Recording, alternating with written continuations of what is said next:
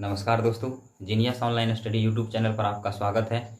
तो मैं आपके सामने बहुत ही लंबे अंतराल के बाद प्रेजेंट हुआ हूं। इसके लिए मैं आपसे माफ़ी चाहता हूं। वायदे के मुताबिक कुछ दिनों तक मैं नहीं चल पाया, इसके लिए मैं आपसे माफ़ी चाहता हूं। अब मैं आपको भरोसा दिलाता हूं कि अब सिलसिलेवार तरीके से कंटिन्यूसली आपके पास में प्रस्तुत रहूँगा। मुझे उम्मीद था कि यह जो लॉकडाउन की स्थिति चल रही है इस महीने में कंप्लीट हो जाएगी, जिसके चलते जो है ऑफलाइन क्लास स्टार्ट कर सकते हैं। लेकिन वैसा जो है सरकार की कोई परमिशन नहीं मिली, जिनके कारण जो है फिर से यहाँ पे ऑनलाइन वीडियो आपके सामने जो है प्रस्तुत करना पड़ रहा है। और जब तक अब ऑफलाइन क्लास स्टार्ट नहीं हो जाती तब तक जो है आपके साथ में बना रहूँगा। मैं ऐसा मैं आपको भरोसा दिलाता हूँ। अभी जो है जो चल रहा था चैप्टर कोऑर्डिनेट ज्योमेट्री, निर्देशांक ज्यामिति 10वीं कक्षा का, और यह छठा पाठ है। तो सबसे पहले जो है हम 5वां वीडियो तक कहाँ तक पहुँचे थे, हम उससे रिलेटेड जो भी फार्मूला है उस फार्मूला को देख लेते हैं। उसके बाद फिर जो है हम टाइप की ओर चलेंगे। तो देखिए, सबसे पहले जो स्टार्टिंग में बताया गया था दूरी सूत्र, डिस्टेंस फार्मूला। दूरी सूत्र क्या था?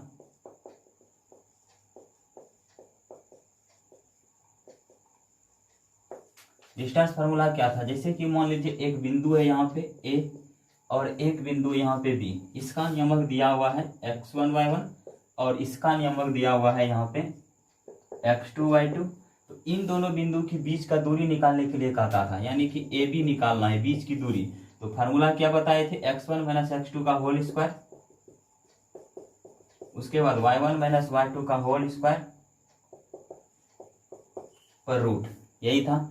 उसके बाद इसमें आपको बताया गया था यदि इस दो बिंदु में एक बिंदु मूल बिंदु हो जाए, यदि मूल बिंदु से किसी बिंदु का दूरी निकालना है, मूल बिंदु का नियमक तो पता है 0 0 और इसका नियमक मान लेते हैं x और y।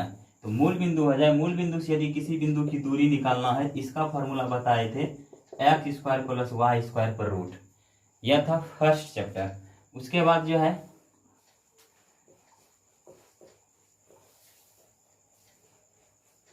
यदि मान लीजिए ए बी कोई रेखाखंड है, इसके अंदर में कोई बिंदु P स्थित हो जाए, इसका नियमक है यहाँ पे x1 y1 और इसका नियमक है x2 y2, और बिंदु P हो जाए, इस P का नियमक यदि निकालने के है तो इस P का नियमक क्या होगा? तो P जो है रेखा के अंदर में स्थित है, इसीलिए P जो है अंतर विभक्त बिंदु होगा। और यहाँ से लेके यहाँ तक मान लीजिए M और यहाँ से लेके यहाँ तक मान लीजिए N, क्योंकि मानते हैं कि AB जो है AB रेखाखंड को बिंदु P जो है M और N के अनुपात में विभाजित कर रहा है, तो इसलिए जो है P का नियमक यहाँ पे निकालने का रहा है। तो अंतर विभक्त बिंदु हो जाएगा P क्योंकि रेखा के अंदर में स्थित है, A और B के अंदर में स्थित है P, तो P एक अंतर विभक्त बिंदु है। P का नियमक यहाँ पे क्या हो जाएगा? आपको बताया गया था mx2 प्लस nx1 बटे m प्लस n, फिर my2 प्लस ny1 बटे m प्लस n। अब m और n क्या है? आपको एक चीज और बताए थे, जिधर m लेंगे उधर x1 y1 होगा और जिधर n रहेगा उधर x2 y2 होगा, बस यही याद रखना है। उसके बाद यदि मान लीजिए कोई रेखाखंड है ए बी, इसका नियमक है यहाँ पे x1 y1 और इसका नियमक है x2 y2, और इस रेखा के बाहर में कोई बिंदु P स्थित हो जाए।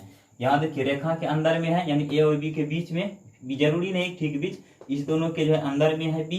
अब ए बी के बाहर में कोई यदि बिंदु स्थित हो जाए, इसका नियमक निकालने के लिए क्या है? इसका नियमक क्या होगा? यहाँ से लेकर यहाँ तक m होगा आपका, और यहाँ से लेकर यहाँ तक n होगा, यहाँ से लेकर यहाँ तक m और यहाँ से लेकर यहाँ तक n होता है। तो इसका नियमक निकालने के है, यानी P इस बार बाहर में, इस बार P का नियमक क्या हो जाएगा? हो जाएगा mx2 माइनस nx1 बटे m माइनस n, उसके बाद my2 माइनस ny1 बटे m माइनस n, यही हो जाएगा। उसमें भी वही ध्यान रखना है, जिधर m लेंगे, जहां से m स्टार्ट होगा उधर x1 y1 और यहां से लेके यहां तक हो जाएगा m, तो n वाला की तरफ जो है x2 y2 हो जाएगा। यानी m जहां से स्टार्ट होगा वहां पे x1 y1 और जिधर n रहेगा उधर x2 y2 मानना है, बस यही याद रखना है। बाकी आपका सवाल जो है बहुत इजीली प्रोसेस से बन जाएगा। तो यहाँ तक हो चुका था। अब देखिए फिर इसमें एक चीज और बताए होंगे, जैसे कि मान लीजिए ए बी कोई रेखाखंड है, इसका नियमक दिया हुआ है x1y1 और इसका नियमक दिया हुआ है x2y2, और इस दोनों के ठीक बीच में मिडिल में यदि कोई बिंदु P स्थित हो जाए, यदि ठीक बीच में P स्थित हो जाए तो मध्य बिंदु P का नियमक निकालने का फॉर्मूला क्या बताए होंगे, x1 प्लस x2/2, उसके बाद y1 प्लस y2/2, यही फॉर्मूला बताएं। यदि AB के ठीक बीच में P स्थित हो जाए तब मध्य बिंदु P का जो नियमक होगा x1 प्लस x2/2 और y1 प्लस y2/2, दोनों नियमक को जोड़ के 2 से भाग दे देंगे तो मध्य बिंदु का नियमक हो जाएगा। तो यहाँ तक जो हम बता दिए थे। अब इस पे आधारित प्रश्न भी बता दिए हैं। यदि आपने जो है कोऑर्डिनेट ज्योमेट्री का पूरा वीडियो नहीं देखे तो 1 से 5 तक देख लीजिए, उसके बाद आप छठा वीडियो वॉच कीजिए। और अभी मेरे साथ जो है आप कलम और कॉपी ले करके चलिए, जो भी बताते हैं उसको आप लिखिए जैसे ऑफलाइन क्लास में होता है। उसके बाद फिर जो है नेक्स्ट प्रश्न की ओर चलिए। इसके आगे जो है आपके सामने प्रश्न को प्रस्तुत करेंगे, इसीलिए आप कॉपी पेन निकाल लीजिए।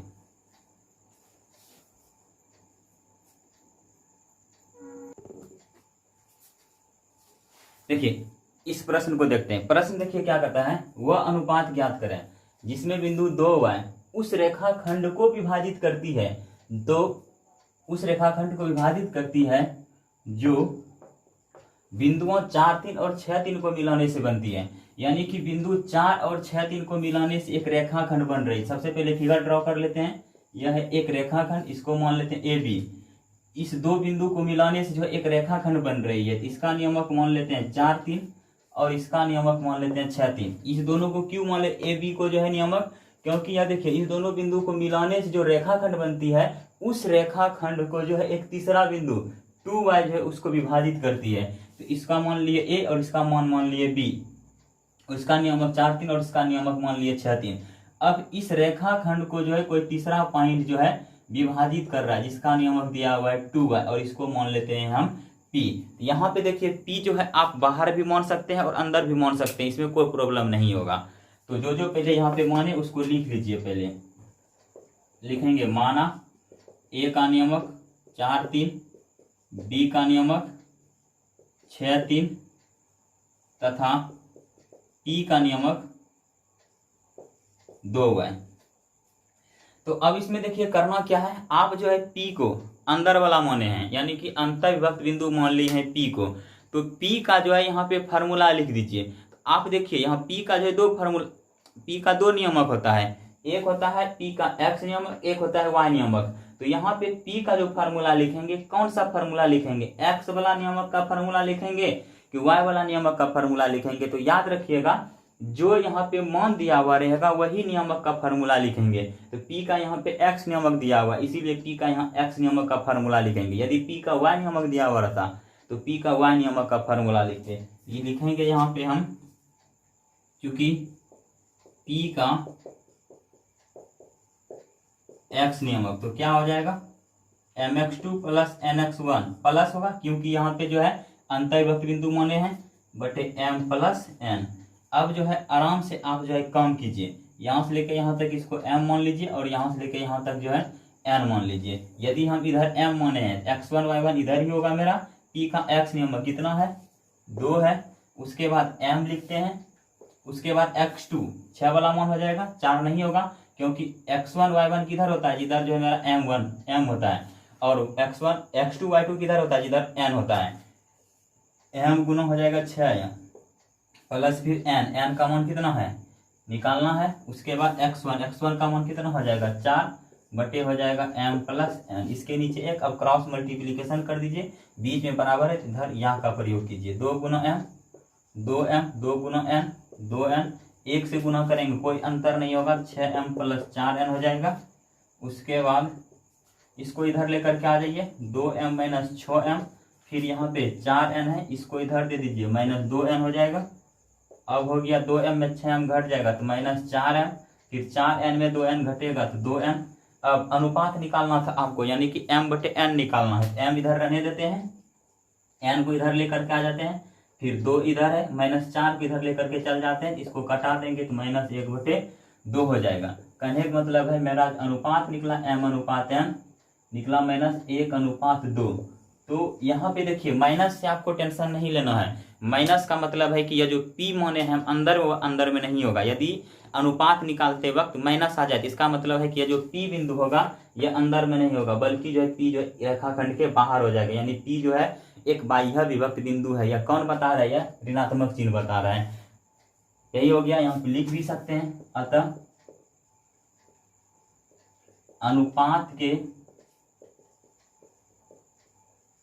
ऋणात्मक चिन्ह से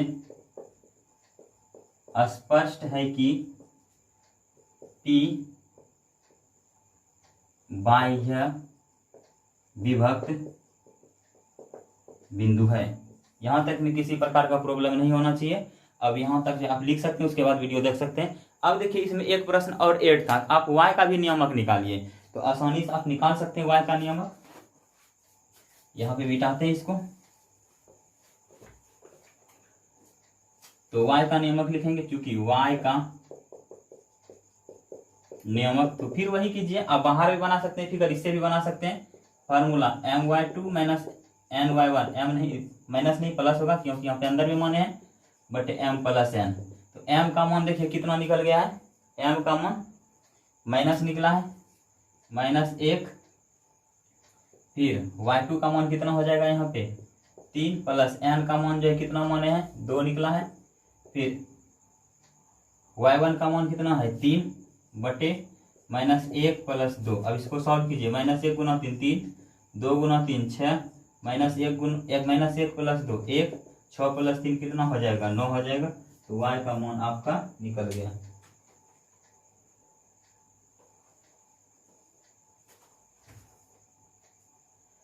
यहाँ पे देख लीजिए, थोड़ा सा कहीं पे मिस्टेक लग रहा है। -4m, इसको इधर लेकर के जाएंगे तो अच्छा n जो है, ये जो माइनस है यहाँ पे किस में है, n में है। यही थोड़ा सा प्रॉब्लम हो गया था, इसलिए उत्तर आपका नहीं आया। तो यहाँ पे आप कर लीजिए कम। m का मान जो है 1 है, y2 का मान कितना हो जाएगा, y2 का मान हो जाएगा 3। फिर प्लस n का मान कितना है -2 है, और y1 का मान कितना है, y1 का मान 3 है, बटे m का मान 1 - 2, 3 गुना 1 3, -2 गुना 3 तो -6 बटे -1, तो कितना हो जाएगा -3 बटे -1 बराबर 3 हो जाएगा। यही प्रॉब्लम हो गया था। यहाँ तक में आपको कोई प्रॉब्लम नहीं होना चाहिए। अब चलते हैं दूसरे प्रश्न की तरफ।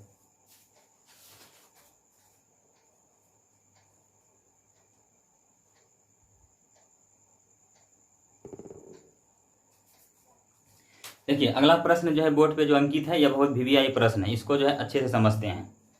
प्रश्न है, वह अनुपात ज्ञात कीजिए जिसमें y अक्ष बिंदु 2 - 3 और 5 6 को मिलाने वाले रेखाखंड को विभाजित करती है।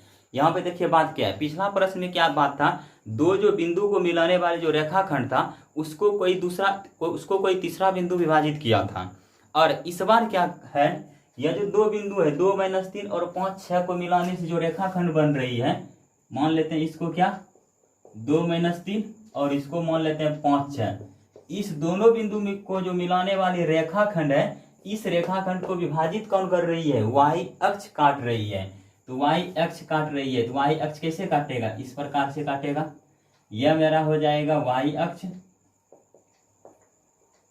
और यह हो जाएगा मेरा x अक्ष, इसी प्रकार से काटेगा। तो प्रश्न बोल रहा है उस विभाजन बिंदु का नियमक ज्ञात कीजिए, यानी कि y अक्ष जो है इस रेखाखंड को जहां पे काट रही है उस पॉइंट को ज्ञात कीजिए। तो देखिए यहाँ पे क्या बताया था आपको, यदि कोई बिंदु y अक्ष पे स्थित हो जाता है, यदि कोई बिंदु y अक्ष पर स्थित हो जाए उसका कौन सा नियमक 0 होगा, तो उसका जो है x नियमक 0 होगा और y का कुछ ना कुछ मान होगा। y का कुछ ना कुछ मान क्यों होगा, क्योंकि वह y अक्ष पे है, और x अक्ष पे जब कोई बिंदु स्थित रहता है तो x का कुछ ना कुछ मान रहता है और उसका y नियमक जो है 0 हो जाता है। उसी प्रकार से यहाँ पे जो है x का मान 0 हो जाएगा और y का मान कुछ ना कुछ होगा। तो मानिए यहाँ पे इसको a, इसको b और इसको p c कुछ भी मान सकते हैं। तो मानते हैं यहाँ पे, माना a का नियमक 2 - 3, b का नियमक 5 6 तथा y अक्ष पर स्थित बिंदु P का नियमक कितना है, 0y है। अभी तो ऐसा प्रश्न तुरंत बताए हैं कि कैसे बनाते हैं। तो यहाँ पे जो अनुपात निकालने के लिए जो फार्मूला लगाएंगे, फार्मूला कैसे लगाएंगे, देखेंगे कि यह जो बीच में बिंदु है इसका कौन सा मान दिया है, P का कौन सा मान दिया हुआ है, तो x वाला मान दिया हुआ है। यहाँ लिखेंगे चूंकि P का x नियमक, तो P का x नियमक क्या होता है, mx2 प्लस nx1 बटे m प्लस n।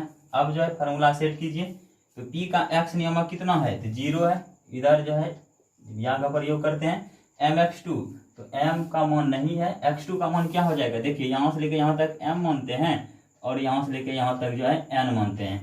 तो mx2 m इधर माने तो x2 मेरा इधर हो जाएगा 5 प्लस n x1 किधर हो जाएगा, x1 इधर हो जाएगा, कितना हो जाएगा 2 बटे हो जाएगा m प्लस n। अब कोना पर ये गुना कर देंगे, 1 से गुना करेंगे इसमें 5m प्लस 2n, 0 से गुना करेंगे 0 हो जाएगा, 5m रहने देते हैं, इसको उधर भेज देते हैं तो -2n। अब जो है m यहाँ पे पहले से है, n इधर लेकर के आ जाते हैं, फिर -2 इधर पहले से, 5 को इधर भेज देते हैं, यही हो जाएगा।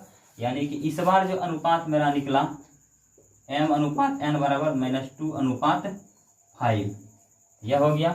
अब देखिए अनुपात तो आपका निकल चुका है, लेकिन अब इसमें एक प्रश्न और ऐड है, कहता है उस विभाजन बिंदु को भी ज्ञात कीजिए जो दोनों रेखाखंड को मिलाने वाले रेखाखंड को काट रही है। तो रेखाखंड को कौन काट रही है, P का तो एक नियमक पता ही है जिसके मदद से हम अनुपात निकाल लिए, और एक नियमक हमको y वाला का मान लिखना है। तो P का इस बार जो है कौन सा नियमक लिखेंगे, P का जो है y नियमक लिखेंगे। और यहाँ पे देखिए फिर जो है माइनस आ गया, फिर यहाँ पे अंत में एक लाइन आपको लिख देना है कि यह जो P होगा इस रेखाखंड के बाहर में स्थित होगा। यानी कि अनुपात का ऋणात्मक 3 से स्पष्ट है कि बिंदु P AB रेखाखंड के जो है बाहर में स्थित होगा।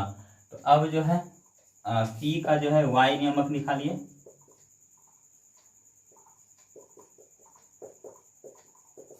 फार्मूला क्या होगा, my2 प्लस ny1 बटे m प्लस n। तो m का मान क्या हो जाएगा, m इधर है, m का मान देखिए यहाँ से, m का मान -2 है इंटू y2, इधर तो x1 y1, तो y2 मेरा इधर हो जाएगा 6 प्लस n का मान देखिए यहाँ कितना है 5 इंटू y1, तो y1 का मान यहाँ -3 हो जाएगा बटे m प्लस n, तो -2 प्लस 5 हो गया, -2 गुना 6 -12, 5 गुना -3 -15 बटे -2 प्लस 5 3, -12 -15 -27 बटे 3 हो जाएगा -9। तो विभाजन बिंदु का नियमक क्या हो जाएगा, अंत में यहाँ पे आपको एक लाइन जो है लिखना है, यहीं पे लिख देते हैं मिटा करके। जो प्रश्न में कहेगा निकालने के लिए उसको अंतिम में लिखना है, लिखेंगे अतः अभीष्ट अनुपात, अनुपात क्या लिखेंगे 2:5, अनुपात में माइनस नहीं आएगा, अभीष्ट अनुपात 2:5 है तथा अभीष्ट बिंदु का नियमक कितना निकला 0-9 है। क्योंकि देखिए एक नियमक तो 0 पहले से दिया हुआ है, y का मान यहाँ पे लिख दिए -9। अब चलते हैं दूसरे प्रश्न की तरफ।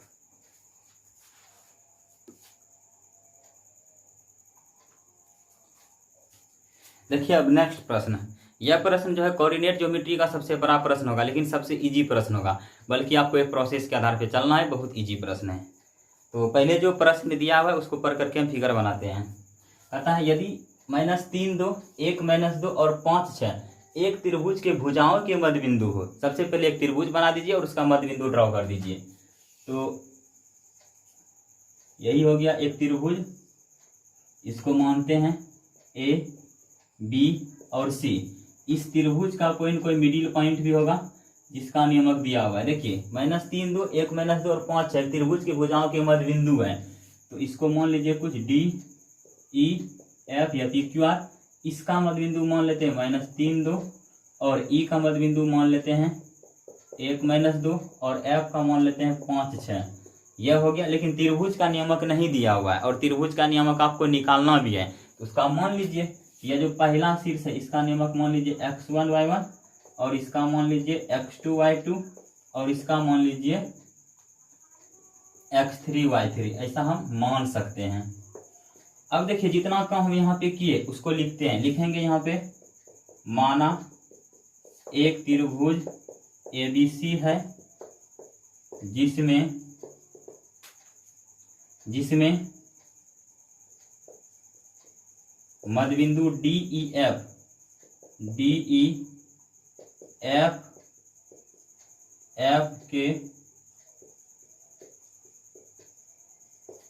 के मध्यबिंदु, इसमें मध्यबिंदु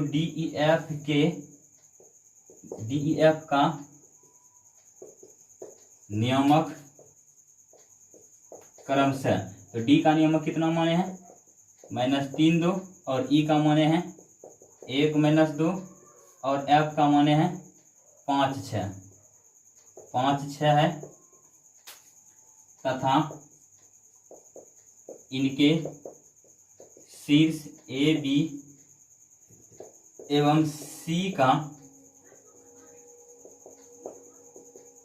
नियमक क्रमशः क्या क्या है। A का नियमक क्या माने हैं x1 y1 और B का माने हैं x2 y2 तथा C का नियमक माने हैं x3 y3 है।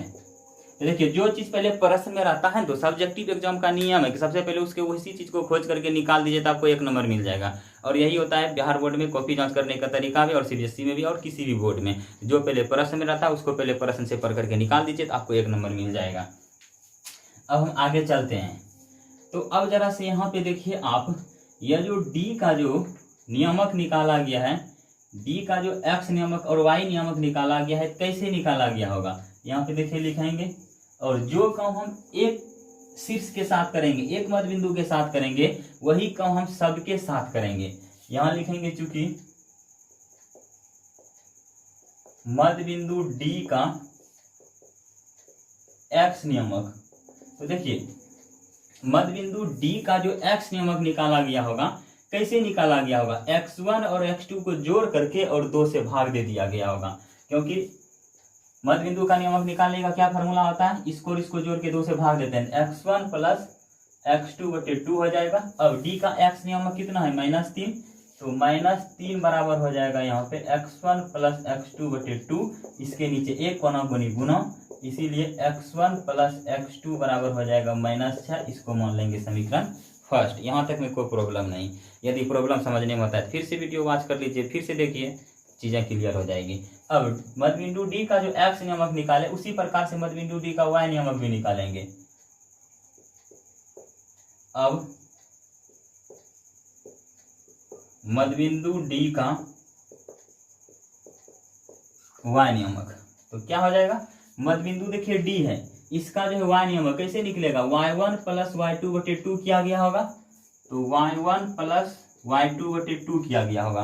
तो इसका जो है Y नियमक है कितना, 2 है, 2 हो गया। अब 2/1 कर देते हैं, कोना कोनी गुना कर देते हैं, 1 से गुना करेंगे तो हो जाएगा क्या, y1 प्लस y2, 2 गुना 2 क्या हो जाएगा 4, इसको मान लेंगे समीकरण सेकंड। अब जितना काम हम D के साथ किए उतना काम हम E के साथ भी करेंगे और उतना काम हम F के साथ भी करेंगे। बहुत इजी है लेकिन लंबा होगा प्रोसेस, और यही एक इसका तरीका भी है। तो x1 प्लस x2 बराबर -6, y1 प्लस y2 बराबर 4 कैसे आया आपको पता चल गया है। वही काम जो है हम E के साथ भी करेंगे। अब यहाँ तक जो आप लिख लीजिए, उसके बाद हम मिटाते हैं।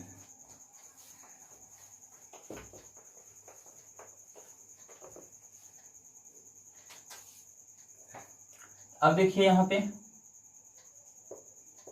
अब D का नियमक निकाल लिया, E का नियमक निकालेंगे।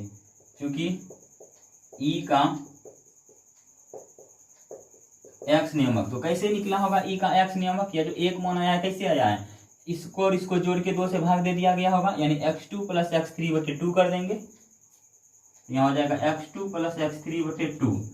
तो अब E का X नियमक है कितना, 1 है, तो 1 बराबर हो जाएगा x2 प्लस x3/2, कोना कोनी गुना कर दीजिए, 1 से गुना करेंगे हो जाएगा x2 और फिर x2 प्लस x3, इससे गुना करेंगे तो यह हो गया समीकरण 3। फिर जो है ई का y नियामक निकालिए, ई का y नियामक।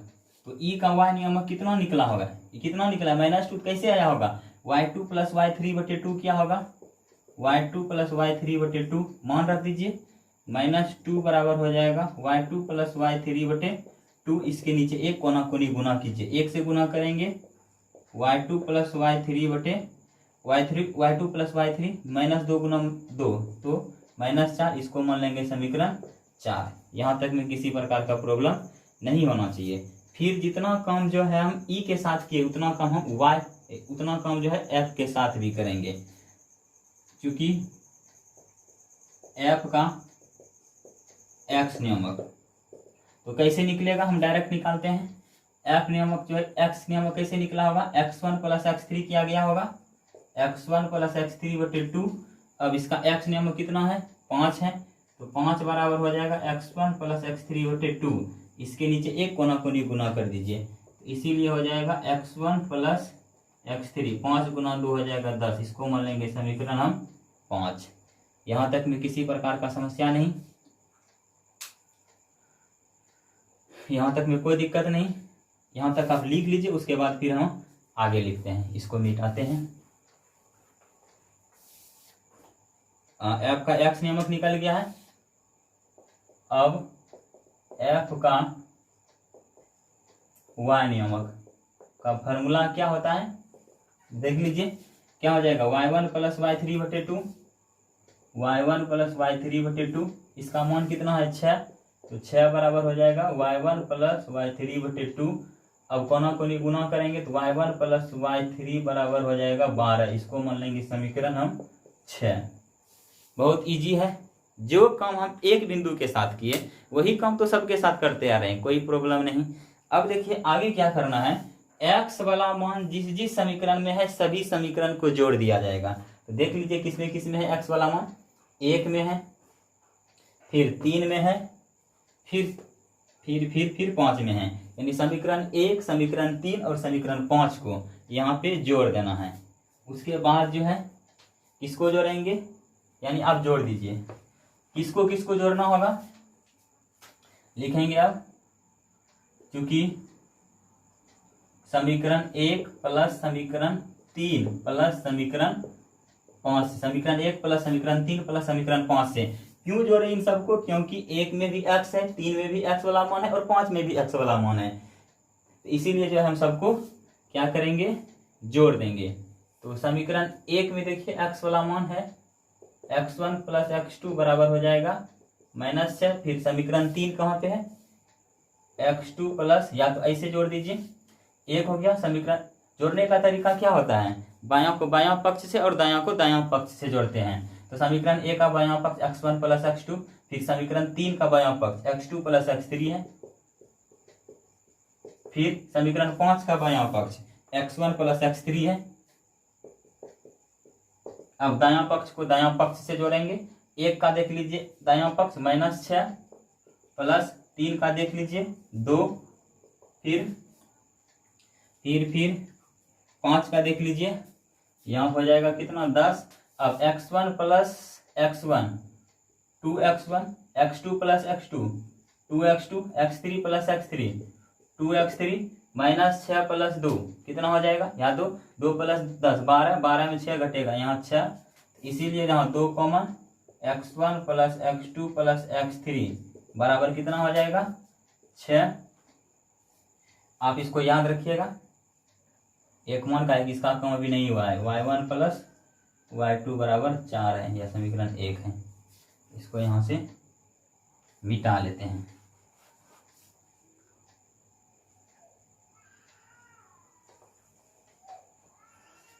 अब देखिए 2 गुना इधर आ जाएगा भाग, इसीलिए x1 + x2 + x3 बराबर हो जाएगा 6/2 बराबर 3। इसको मान लीजिए समीकरण आप 7। फिर जितना कम x वाला के साथ किया उतना कम y वाला के साथ करना है। तो y वाला में जो है किसको किसको जोड़ना होगा, एक तो समीकरण 2 यहाँ पे आपका है, और किस में होगा समीकरण 4 में होगा, और किस में है y वाला मान समीकरण 6 में है। सबको जोड़िए, जोड़ते हैं। अब समीकरण 2 प्लस समीकरण 4 प्लस समीकरण 6 से। तो फिर वही करेंगे, बायां को बायां पक्ष से, दायां को दायां पक्ष से जोड़ेंगे। समीकरण 2 मेरा कितना है, y1 प्लस y2। फिर समीकरण 4 कितना है, y2 प्लस y3। फिर समीकरण 6 कितना है, समीकरण 6 y1 प्लस y3। अब समीकरण जो है 2 में दायां पक्ष कितना है, समीकरण 2 में दायां पक्ष 4 है, यहाँ जुट जाएगा। फिर 4 में दायां पक्ष कितना है, -4। फिर जो है 6 में कितना है, 12 है। अब यह दोनों कैंसिल, तो फिर वही हो जाएगा, यहाँ पे 2 कॉमन आ जाएगा, y1 plus y2 plus y3 हो जाएगा, और इधर हो जाएगा 12। इसीलिए y1 plus y2 plus y3 बराबर हो जाएगा 2 गुना में इधर आ जाएगा भाग में, हो जाएगा 6। और समीकरण 7 यहाँ, तो यहाँ हो जाएगा समीकरण मेरा 8। यहाँ तक में किसी प्रकार का समस्या जो है नहीं होनी चाहिए। अब फिर यहाँ मिटाते हैं। आपको पहले ही बोले कि इजी प्रश्न होगा, लेकिन कोऑर्डिनेट ज्योमेट्री का सबसे बड़ा प्रश्न है। इसको मिटा लेते हैं, नहीं तो फिर जो है कैसे लिखेंगे। देखिए यहाँ पे अब जो है सबका जो x1 x2 x3 का मान निकालते जाते हैं। तो यहाँ पे देखिए समीकरण जो मेरा 7 आया, समीकरण 7 मेरा क्या है, x1 plus x2 plus x3। यदि आपको x1 का मान निकालना है तो x2 प्लस x3 का मान चाहिए ना, तो x2 प्लस x3 आपको कहाँ पे मिलेगा, यहाँ पे। और कौन सा समीकरण है, समीकरण 3 है। तो इस समीकरण 8 में समीकरण 3 का मान रख देंगे, लिखेंगे यहाँ समीकरण 3 में, माफ कीजिएगा समीकरण 8 में, समीकरण 8 है कि 7 है, 7 है। समीकरण 7 में समीकरण 3 का मान रखने पर तो वही हो जाएगा। समीकरण देखिए मेरा 7 क्या है, x1 plus x2 plus x3 बराबर कितना है, 3। अब इसमें जो है आपको समीकरण 3 का मान रखना है। समीकरण 3 तो मेरा x2 प्लस x3 है, x2 प्लस x3 का मान कितना है, 2 है। आप कॉपी में देख लीजिएगा, यहाँ जगह कम है इसलिए यहाँ से हम निकाल रहे हैं। तो x1 plus x2 plus x3 का मान कितना है, 2 बराबर 3, इसीलिए x1 का मान हो जाएगा 3 घटाओ 2 बराबर 1। फिर जो है समीकरण 8 में किसका मान रखेंगे, समीकरण 4। समीकरण मान लीजिए समीकरण जो है दूसरा मान निकालना है, x2 का मान निकालना है, 1 और 3 का मान रखना होगा समीकरण 8 में। समीकरण 8 में अब किसका मान रखेंगे, 2 का मान निकालने के लिए 1 और 3 वाला का, 1 और 3 आपको किस में मिलेगा, समीकरण 5 में मिलेगा। समीकरण 8 में समीकरण 5 का मान रखने पर, तो समीकरण 8 है मेरा x1 plus x2 plus x3 बराबर 3।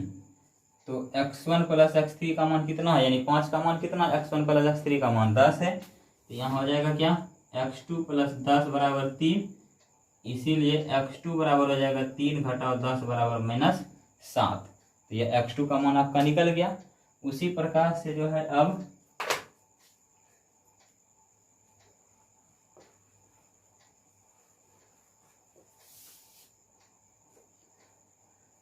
फिर जो है समीकरण 8 में जो है, यानी कि x1 और x2 का मान निकल गया। यदि आपको x3 का मान निकालना है तो समीकरण 8 है मेरा x1 plus x2 plus x3, x1 plus x2 का मान रखना होगा 8 में, लिखेंगे यहाँ समीकरण 8 नहीं 7 है। समीकरण 7 में x3 का मान निकालने के लिए किसका मान चाहिए, x3 का मान निकालने के लिए x1 और x2 चाहिए। तो x1 और x2 किस समीकरण में आपको मिलने वाला है, किस समीकरण में मिलेगा x1 और x2, समीकरण यह जो मेरा पहला है मिलेगा। समीकरण 8 में समीकरण फर्स्ट का मान रखने पर, तो समीकरण 8 है मेरा x1 plus x2 plus x3 बराबर 3। तो इसमें जो समीकरण 1 का मान रखना है, 1 है मेरा x1 plus x2, x1 plus x2 का मान है कितना, देख लीजिए x1 प्लस x2 का मान -6 प्लस x3 बराबर 3, इसीलिए x3 बराबर 3 -6 इधर आ जाएगा +6, कितना हो जाएगा 9। तो यहाँ पे जो है मेरा मान निकल गया। अतः अभी नहीं लिखेंगे, इसको बाद में लिखेंगे नियामक के साथ। एक्स वाला सारा मान निकल गया, यहाँ पे हम साइड में लिख देते हैं, कई जगह का मिटा देंगे। x1 का मान कितना निकला देख लीजिए, x1 का मान आपका 1 निकला है। उसके बाद जो है x2 का मान कितना निकला, -7 निकला है। फिर जो है x3 का मान कितना निकला है, 9 निकला है। जिस प्रकार से x1, x2 और x3 निकाले हैं, तो उसी प्रकार से आपको जो है y1, y2 और y3 भी निकालना है। यहाँ तक मिटाते हैं।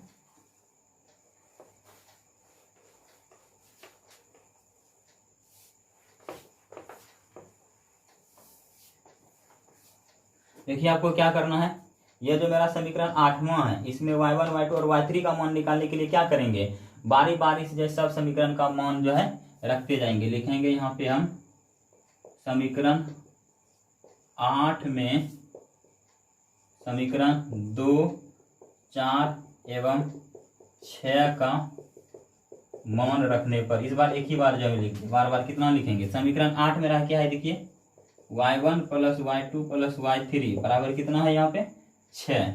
यदि इसमें समीकरण 2 का मान रखेंगे हम, समीकरण 2 का यदि मान रखेंगे, समीकरण 2 कितना है, समीकरण 2 मेरा कितना है y2 प्लस y3, तो यहाँ पे हो जाएगा y1 बच जाएगा, y1 plus y2 plus y3 का मान कितना है यहाँ पे -4 बराबर 6, इसीलिए y1 बराबर हो जाएगा 6 -4 इधर हो जाएगा +4 बराबर 10। उसी प्रकार से जो है अब समीकरण 4 का मान इसमें रखेंगे, तो समीकरण 4 कितना है मेरा, समीकरण 4, अरे समीकरण 2 का पहले मान रखते हैं, यहाँ पे गलती हो गया। समीकरण 2 मेरा कितना है y1 प्लस y2 का मान 4 है, y1 प्लस y2 रखेंगे मान, तो y3 बचा रह जाएगा, तो हो जाएगा यहाँ पे कितना, y1 प्लस y2 का मान कितना है 4 है, तो 4 प्लस y3 बराबर हो जाएगा 6, इसीलिए y3 बराबर हो जाएगा 6 घटाओ 4 बराबर 2 हो जाएगा। फिर जो है आप समीकरण 4 का मान रखिएगा, समीकरण 4 मेरा कितना है यहाँ पे y2 प्लस y3 है, तो y2 प्लस y3 का मान रहेगा, तो y1 तो बचा रह जाएगा, y1 plus y2 plus y3 का मान -4 बराबर इधर 6, इसीलिए जो y1 बराबर हो जाएगा 6 -4 इधर हो जाएगा +4, कितना हो जाएगा 10 हो जाएगा। फिर उसी प्रकार से जो है यहाँ पे क्या करना है, समीकरण 8 में फिर जो है समीकरण 6 का मान रखेंगे। समीकरण 6 क्या है मेरा y1 प्लस y3, जब y1 प्लस y3 का मान रखेंगे तो y2 बचा रह जाएगा, तो y2 plus y1 plus y3 देख लीजिए कितना है, y1 प्लस y3 कितना है, y1 प्लस y3 का मान 12 है, y2 प्लस 12 बराबर इधर 6, इसीलिए y2 बराबर 6 - 12 बराबर -6 हो जाएगा। यानी कि y1, y2 और y3 भी मेरा निकल चुका है। अब देखिए सबका हम नियामक लिखेंगे अब, अतः त्रिभुज ABC के अभीष्ट शीर्षों का नियामक, तो A का नियामक देखिए कितना है, x1 y1 है, x1 y1, तो x1 का मान कितना है 1 और y1 का मान कितना है, तो y1 का मान देखिए अभी तुरंत निकाले होंगे कहीं, y1 का मान 10 है, तो मेरा A का नियामक निकल गया।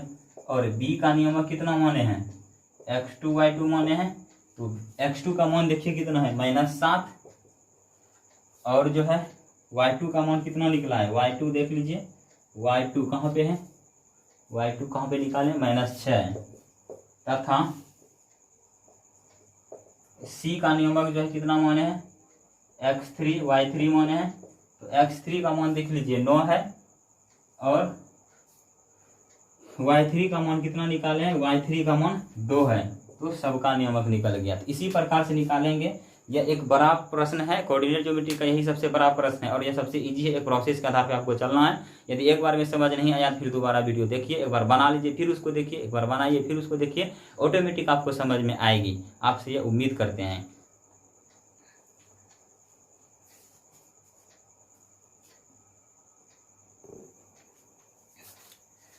देखिए यह जो प्रश्न बोर्ड पे अंकित है, यह बहुत इंपॉर्टेंट प्रश्न है और इजी प्रश्न है। देखते हैं इसको क्या लिखा हुआ है।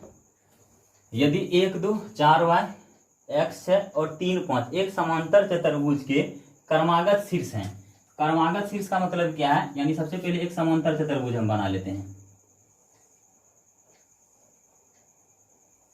इसका नाम भी दे दीजिए P Q R S, और इसमें एक विकर्ण भी खींच दीजिए। यह तो फिगर बना लिया हम समांतर चतुर्भुज का। तो समांतर चतुर्भुज का हो गया, देख लीजिए एक ये जो विकर्ण है PR और QS एक समांतर चतुर्भुज का एक बिंदु पे काट रहा है। इस बिंदु का नाम दे दीजिए O, कुछ भी दे सकते हैं। तो प्रश्न फिर से पढ़ते हैं। यदि 1 2 4 y x 6 और 3 5 एक समांतर चतुर्भुज का क्रमागत शीर्ष है। क्रमागत शीर्ष का मतलब होता है लगातार। यदि हम इसको मानेंगे 1 2, तो इसको 4 y मानना होगा, इसको x 6 मानना होगा और इसको 3 5 मानना होगा। तो ज्यामिति का रूल है, जब हम पॉइंट मानते हैं तो एंटी क्लॉकवाइज मानते हैं। वैसे आप क्लॉकवाइज भी मानिएगा तो बन जाएगा, उतना मायने नहीं रखता है। लेकिन यह नियमतः जो है मैथमेटिक्स में जब पॉइंट को हम ड्रॉ करेंगे तो एंटी क्लॉकवाइज ड्रॉ करेंगे। तो जैसे कि मान लीजिए घड़ी की सुई जो है इस तरह से घूमता है, इस तरह से हम उसको ड्रॉ करते हैं पॉइंट का नाम, यानी P इसको, Q इसको, R इसको और इसको S मानेंगे। तो यहाँ पे देखिए यदि 1 2 इसको मानेंगे तो इसको 4 y, इसको x है और इसको 3 5 मानना होगा। यही रूल कहता है और कुछ नहीं। ऐसे आप कहीं से भी स्टार्ट कर सकते हैं मान करके, तो बन जाएगा। इसको मान लेते हैं 1 2, इसको मान लेते हैं 4 y और इसको मान लेते हैं x है और इसको मान लेते हैं S को 3 5। तो एक यह समांतर चतुर्भुज का क्रमागत शीर्ष हो गया। तो कहता है x और y का मान ज्ञात कीजिए। इसमें जो x और y है, इसमें x और y का मान क्या होगा, इसको निकालना है। सबसे पहले यहां लिखते हैं, माना समांतर चतुर्भुज PQRS में P का नियमक कितना माने हैं 1 2, Q का नियमक कितना माने हैं 4 y और R का नियमक कितना माने हैं x 6 तथा S का नियमक कितना माने हैं 3 5। यह तो मान लिए। और इसका जो विकर्ण है एक दूसरे को कितना पर विभाजित कर रहा है O पे। तो आप लोग को एक याद रखना है, यहाँ देखिए PQRS एक समांतर चतुर्भुज है। तो समांतर चतुर्भुज में जो विकर्ण होता है, विकर्ण एक दूसरे को बराबर भाग में बांटती है, यानी कि समद्विभाजित करती है। इस चीज को यहाँ लिखेंगे,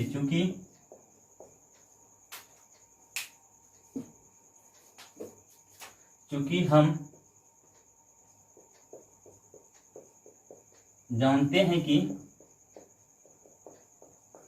समांतर चतुर्भुज में विकर्ण एक दूसरे को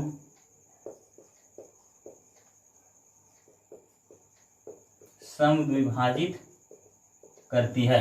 यानी यह जो मेरा O पॉइंट होगा QS के बीच में होगा स्थित, यानी ठीक बीच में होगा, मिडिल में होगा क्योंकि समद्विभाजित करता है।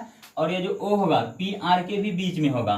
तो कहने का मतलब क्या है, यदि हम O का X नियमक निकालना चाहेंगे, जरा देखिए यहाँ पे, क्योंकि O का X नियमक हम कैसे निकाल सकते हैं। O का X नियमक हम इधर से भी निकाल सकते हैं और इधर से भी निकाल सकते हैं। और O का ही X नियमक निकाल लें तो दोनों नियमक क्या हो जाएगा, बराबर हो जाएगा। तो लिखेंगे क्या, O का X नियमक यदि हम इधर से निकालना चाहेंगे, O तो मिडिल पॉइंट है ना, O जो है मेरा मध्य बिंदु है। जब O मध्य बिंदु हो गया तो नियमक क्या हो जाएगा 1 + x/2। x नियमक यही होगा 1 + x/2। उसके बाद फिर यदि हम इधर से O का नियमक निकालेंगे तो क्या हो जाएगा 4 + 3/2, यानी क्या हो जाएगा 4 + 3/2। और यह दोनों बराबर होगा। क्यों होगा, इधर से भी निकालेंगे तो O का X नियमक निकल रहा है और इधर भी निकाल रहे हैं तो O का X नियमक निकल रहा है। इसीलिए जो दोनों नियमक क्या हो जाएगा, इक्वल हो जाएगा। अब 2 2 खत्म, तो 1 + x = 7, इसीलिए x = 7 - 1 = 6। x का मान निकल गया। फिर देखिए अब क्योंकि O का y नियमक निकालेंगे तो O का y नियमक हम दो तरह से निकाल सकते हैं, इधर से भी निकाल सकते हैं, इधर से भी निकाल सकते हैं, और दोनों नियमक बराबर होगा। यदि हम इधर से निकालेंगे O का y नियमक तो 6 + 2/2 हो जाएगा, यानी 6 + 2/2। यदि हम फिर इधर से निकालेंगे तो क्या हो जाएगा y + 5/2। क्या होगा y + 5/2। 2 2 खत्म, तो 8 = y + 5, 5 इधर हो जाएगा, 8 - 5 = y, इसीलिए y बराबर कितना हो जाएगा 3 हो जाएगा। तो यहाँ तक में कोई तरह का समस्या नहीं होनी चाहिए, आप इसको लिखिए। तो हम यहाँ एक लाइन लिखेंगे जो निकालने के लिए कह रहा था प्रश्न में। अतः x बराबर कितना हो जाएगा 6 तथा y बराबर कितना हो जाएगा 3, यही हो गया उत्तर। तो आपको जो है बनाने के लिए भी देते हैं।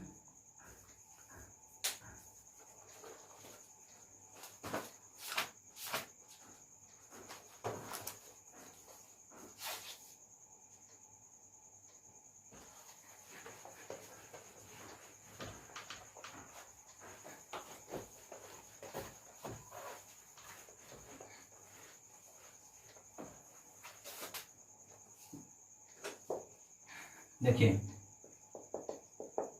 डॉक्टर केसी सिन्हा,